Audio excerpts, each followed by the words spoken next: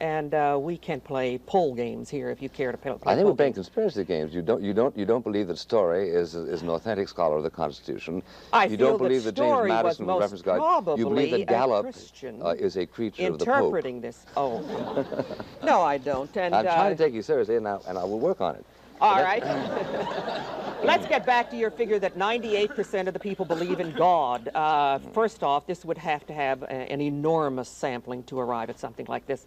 But the other figures indicate that at least 20% of people do not accept any kind of theological concepts, at least 20%. Well, all right, let's say you're correct. I'll give you that. All right. That means that 80% do. Now, is it or is it not an aspect of freedom for the majority to control? For the majority, subject to their not oppressing the minority, to proceed to organize. Well, you've lost your point because they do suppress the minority. Well, now, I know about your victimized son who had to sit still while other people recited the Lord's Prayer. Do you know about the victimized couple in Indiana who can't adopt a child because they're atheist, although he's a professor at the university? Do you know about the victimized Boy Scouts who cannot get their Eagle rewards because they're an atheist?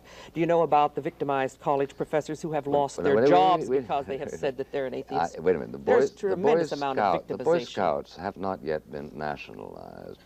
And if they decide to exclude somebody from receiving an award...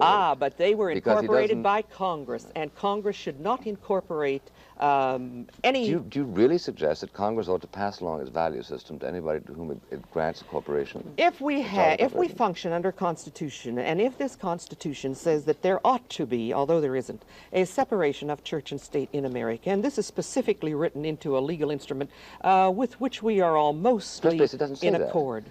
It does. I hope you can quote accurately the First Amendment. There are two clauses in the First Amendment. Well, the one we're talking about. And these have to do with free exercise of religion, and they also have to do with establishment. Can you quote it? Congress shall make no law in respect to religion. I mean, it's so... Well, that's inaccurate. Yeah. You want to quote it accurately? I don't care. Add a word. Maybe you'll change your mind if you hear it quoted accurately. No. Well, it says Congress... I'm very pleased that you memorized it for your performance today, knowing that you would ask the question. Oh, I was taught it at school. I don't have to go back and review those things because I know the principle, and if you know the principle, it's not necessary to know the exact word. I agree. In your position, it's much easier to be ignorant of the meaning of the Constitution. But it says Congress shall pass no law respecting the establishment of religion. The establishment of religion. That's right, and the free exercise thereof. Or abridging the free exercise thereof.